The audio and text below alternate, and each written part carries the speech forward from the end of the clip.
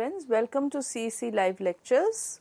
I am Dr. Pavitra Bharadwaj. I am Associate Professor in the Department of Computer Science in one of the prestigious colleges of University of Delhi. So, we have been talking about operating system basics in the last lecture, and we had looked at how a computer system is organized and how, what are the different views of the computer system, that is, what is the user's view of the computer system and what is the system view of the computer system. Then we had also looked at we just initiated the discussion on interrupts and how interrupts work in case of computer system. Now in today's lecture we are going to talk about the different aspects like the memory and some other aspects like how CPU accesses and what are the different types of operating systems which are used commonly. So first and foremost we will talk about the storage structure. So we understand that any computer system, any modern computer system, it uses multiple types of memories. Multiple types of memories means it will have certain memory types of memories based upon the volatility. That is, some memory which is used is volatile memory, whereas the other type of memory can be permanent memory. Then we can have based on access, that is memory which can be accessed randomly or which can be accessed sequentially. Then we can also have based on volatility, which is volatile, which is non-volatile. So different aspects are there, electronic and magnetic. So there are different aspects and different bases on which memory can be classified. But the another very important type of classification which is most commonly used is calling memory as primary memory and secondary memory. So basically the primary and secondary, or primary is also many a times called as the main memory. So the main memory of the computer is that memory which is directly accessible by the CPU. That is the reason it is known as primary memory, because it is that memory which will be accessed by the CPU directly. Only large storage media which is directly accessed by the CPU, but this type of memory allows, it is volatile. Volatile means that this is electronic memory which holds data in the form of electronic signals. So as soon as the power goes off, the contents in the main memory, the contents in the electronic memory will be lost. So therefore this is known as a volatile memory. Besides this, this allows us for random access. Now what is random access? Random access means that the time taken to access any record will be the same and it will not depend upon the location of the record. So therefore this is like if you look at sequential access, in that records are accessed in a particular order.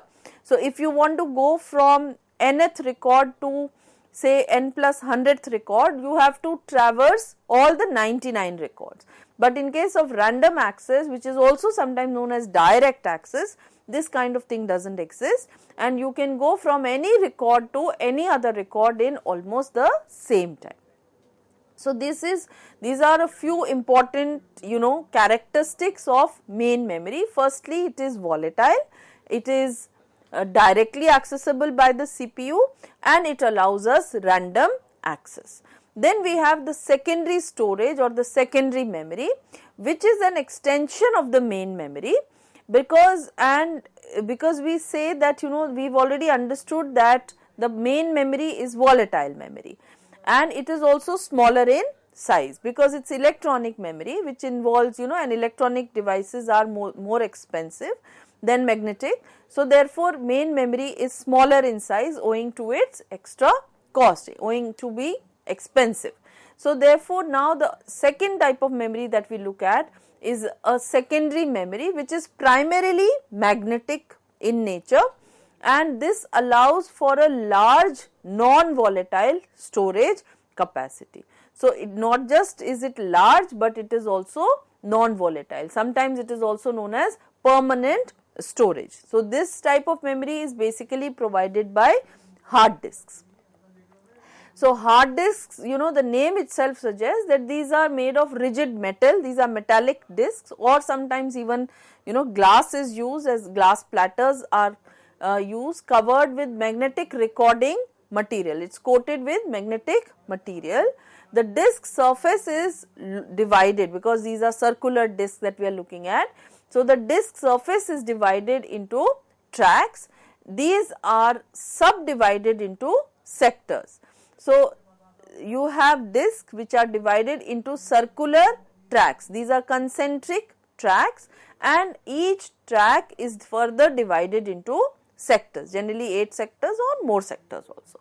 Now, there is a disk controller which determines the logical interaction between the device and the computer. So, the disk controller is basically that part of the disk which will see how the disk is how the device or how the disk is interacting with the computer. Then nowadays we also talk about another type of disk which is becoming very popular, that is called as solid state disk. Solid state disks are even faster than the hard disk, and they are also non-volatile.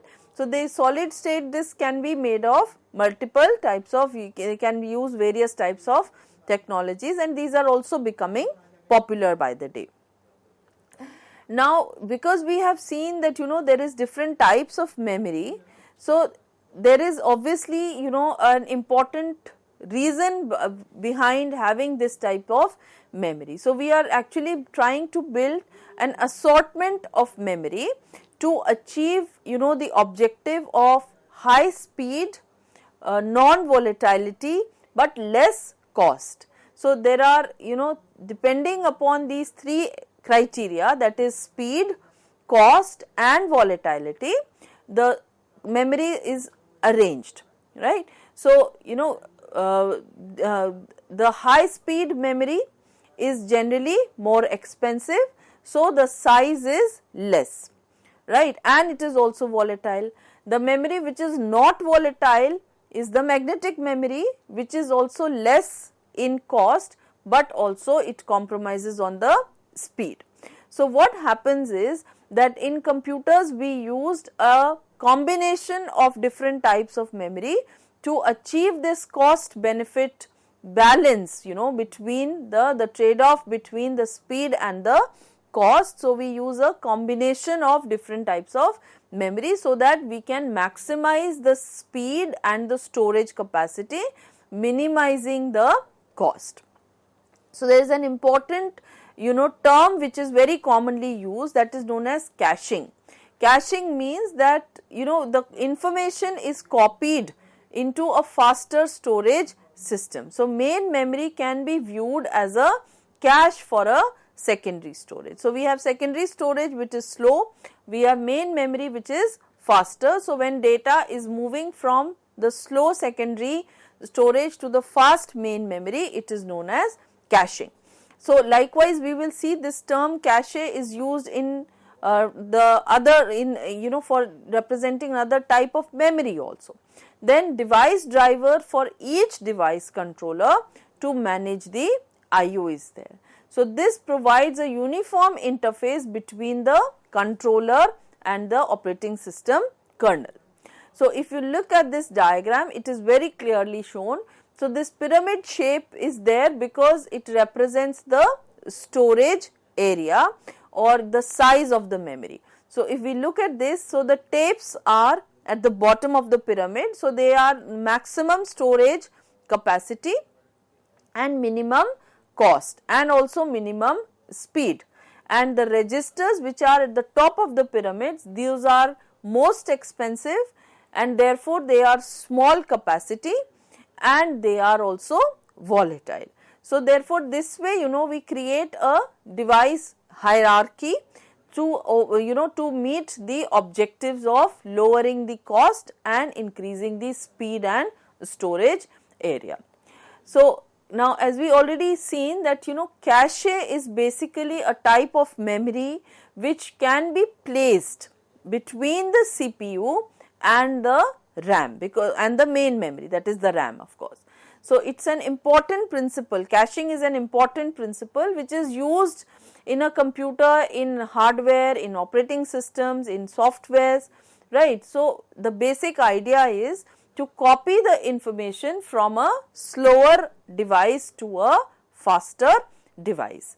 Now when this information is searched by the CPU, it will be searched first in the faster device, because the idea is to overcome the speed mismatch between the CPU and the main memory.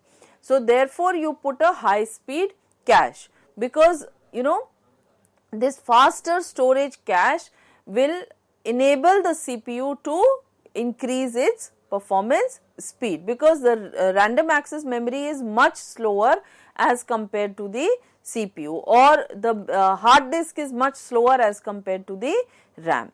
So basically first thing what will happen is that cache will be checked first to determine if any information is there. So when the CPU looks in the cache and it finds the information which is directly usable, then it is called as a cache hit. If not, then the data is copied to the cache and then it is used. So if the CPU does not find the data for which it is looking into the cache, it is called as a data miss. If the CPU is able to find, then it is called as a cache hit. So cache is basically smaller than the storage being cached. Of course it is much smaller, because the pages keep coming in and out of the cache memory. So there are specific policies how the page will be replaced, when a particular page will be replaced from the cache by another page. So there are various principles which work behind this particular topic, this particular area, in which cache management is become a very important part of the basic computer design. So there are multiple algorithms using which the cache management is done. Next we talk about the next component, that is the IO structure or the devices. So we know that a large portion of the operating system code is dedicated to managing the input output, both because of its importance to the reliability and performance of a system, and also because of the varying nature of the devices. So we know that any general purpose computer, it uses CPUs, it can have one or more than one CPU, and definitely it has got multiple devices and you have device controllers. So all the device controllers, they are connected through a common bus. A bus is nothing, it is a channel for transfer of information within a computer. So each device controller is actually in charge of a specific type of device. Now depending on the controller, more than one device may be attached. So for instance, we can even attach up to 7 or even more devices to a single device controller. So this kind of structure where you are attaching more devices is known as small computer system interface, or SCSI controller. SCSI controller means the single controller will be used for multiple devices, like for example the USB controller. So the USB controller can be used to connect multiple devices.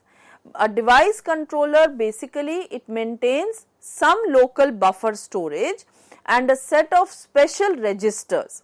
So on a device controller, basically what is happening, that the data is being moved between the devices that it controls and the local buffer storage. So the device controller will pick the data from the devices and it will put it on its local buffer storage.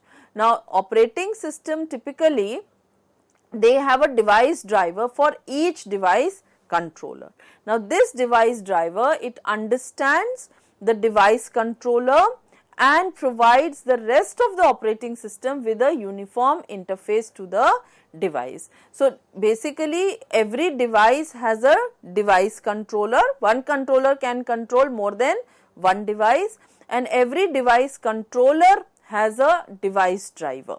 So, the device driver will provide the interface between the device and the operating system. So, that is going to give that kind of a uniform interface for different devices which are installed, which are connected to the computer system.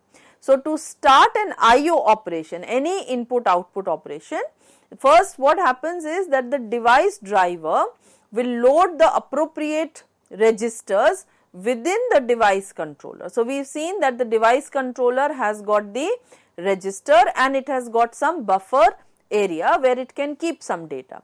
So, when the operation is to start, when any input output is to start, so the device driver will load the registers within the controller, and the device controller will examine the content of these registers to understand what action is to be done. Say for example, a character is to be read from the keyboard. So, the device controller will read the register and it will interpret the instruction or the action what needs to be performed.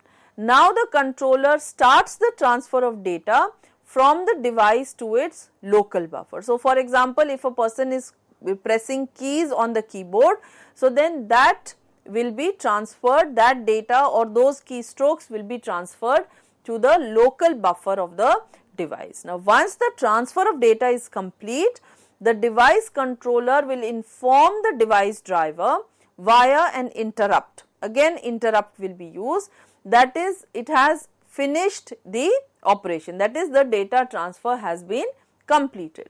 The device driver will then return control to the operating system, possibly returning the data or a pointer to the data if the operation was a read instruction. So, it will send a data pointer saying that the read instruction has been done. For other types of instruction, the device driver will return the status information, that is, what is the status of the particular operation that the device driver was supposed to perform. So, this form of interrupt driven I/O, that is, every time there is a read write which is to happen, so the device driver has to interrupt and it has to take place. This is okay for small amounts of data, but when we are looking at large amounts of data, bulk data movement, then this can be a slow process. It can produce a large amount of overhead, because for every transaction there has to be an interrupt and that interrupt has to be set. So, when used for bulk data movement such as the disk I/O. So, to solve this problem, direct memory access, which is also known as DMA, direct memory access, is used. So, the name itself suggests that in case of direct memory access, there is no involvement of the CPU. The CPU does not have to be interrupted. The data can be read directly from the device to the memory. So, the bulk transfer will take place. So, after setting up the buffers, the pointers, the counters for the I/O device, the device controller transfers an entire block of data directly to the memory store, to the buffer storage, or from its buffer storage to the memory, either way, with no intervention of the CPU. So, therefore, it is known as direct because CPU is not getting involved in the transfer of data. So, now instead of 2 interrupts per block, only 1 interrupt will be generated per block. So, to tell the device driver that the operation has been completed, rather than 1 interrupt per byte generated for low speed devices. So, while the device controller is performing these operations, the CPU is available to accomplish other work. So, therefore, this DMA or direct memory access method is a much faster method. So, if we look in this diagram also, it is very clear that the memory is holding instructions and data, and then we have the CPU and we have some devices. So, instruction execution cycle is going on and the CPU is taking data from the memory.